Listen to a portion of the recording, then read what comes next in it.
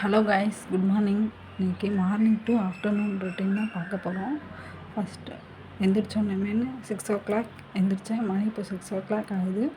எந்திரிச்சோன்னே 2 ஜன்னலையும் open பண்ணி விட்டு அங்கே நின்று பார்த்துட்டு அப்புறம் எங்கள் வீட்டுக்கு பின்னாடி வந்தோம்னா இந்த மாதிரி ஒரு வியூ இருக்கும். காலையில் பார்க்க சூப்பராக இருக்கும். அதை பார்த்துட்டு அப்புறம் தான் அடுத்த வேலையை பார்ப்பேன். எந்திரிச்சோன்னே ப்ரெஷ் பண்ணி ஃப்ரெஷ்ஷப் ஆகிட்டு வந்ததும் டீ கொஞ்சம் பால் தனியாக கொஞ்சம் காய்ச்சிட்டு அடுப்பில் வச்சுட்டேன். அடுத்த வேலையை பார்ப்பேன். அரிசியை தண்ணியில் போட்டு வச்சுருந்தேன்.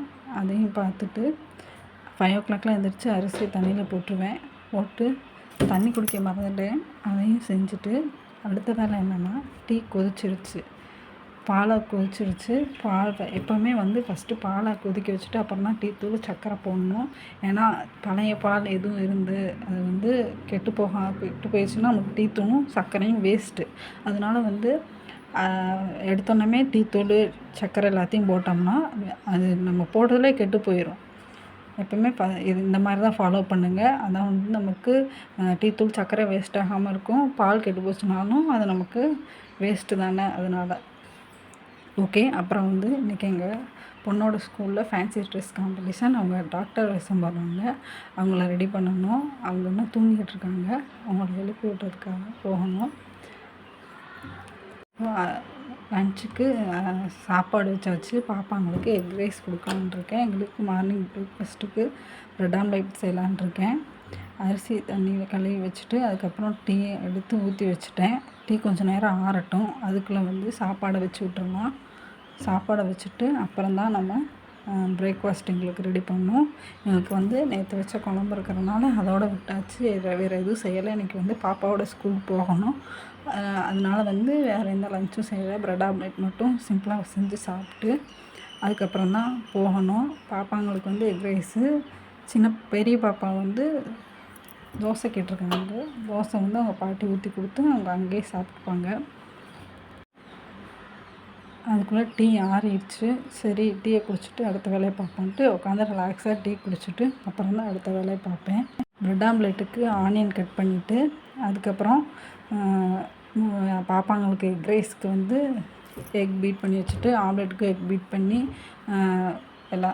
பீட் பண்ணி சால்ட்டு பெப்பர் எல்லாம் மிக்ஸ் பண்ணி வச்சுட்டா நம்ம டக்குன்னு செஞ்சிடலாம். எல்லாத்தையும் ரெடி பண்ணிவிட்டு அப்புறம் தான் நான் சமைக்க ஆரம்பிப்பேன்.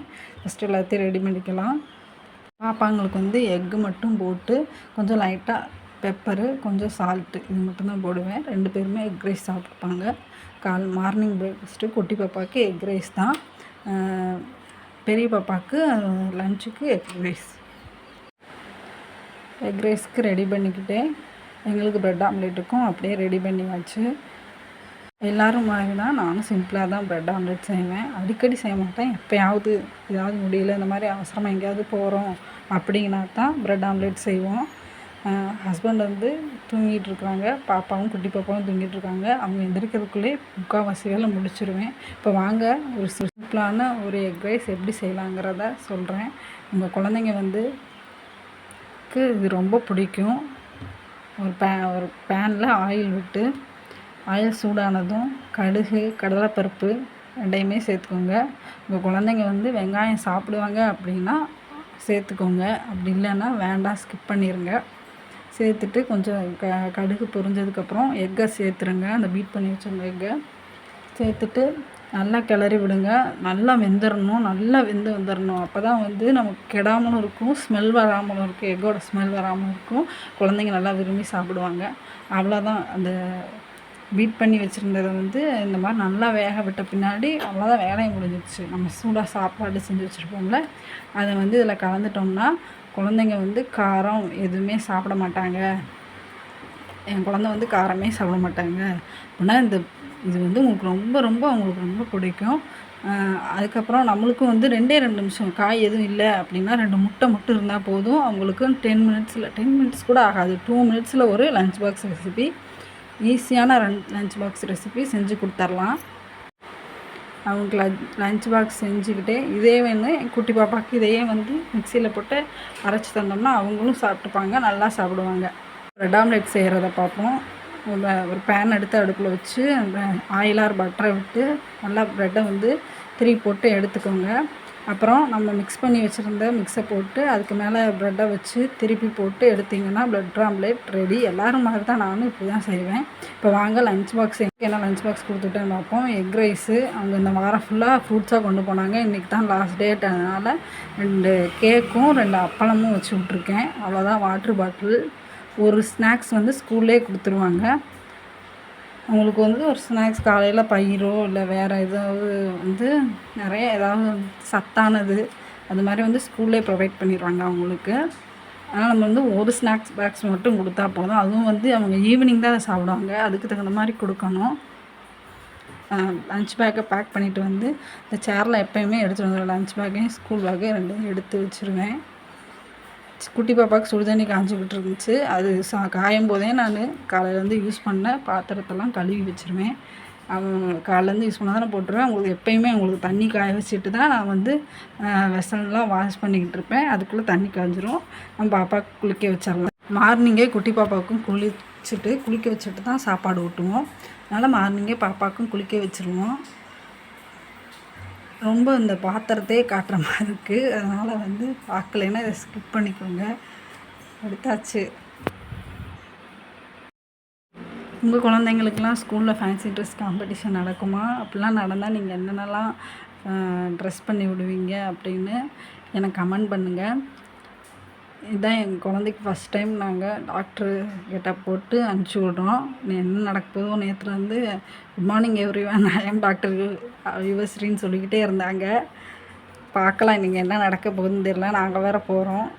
என்ன செய்கிறாங்களோ எங்களே பார்த்தா தான் ரொம்ப வந்து இது பண்ணுவாங்க. பார்க்கலாம். பாத்திரத்தெல்லாம் கழுவி முடிச்சுட்டு அப்புறம் பாப்பாவையும் குளிக்க வச்சுட்டு நாங்களும் கிளம்பிட்டோம். பாத்திரத்தெல்லாம் நல்லா கழுவி முடிச்சுட்டு சிங்கையும் கழுவி வச்சுட்டு நாங்களும் கிளம்பிட்டோம்.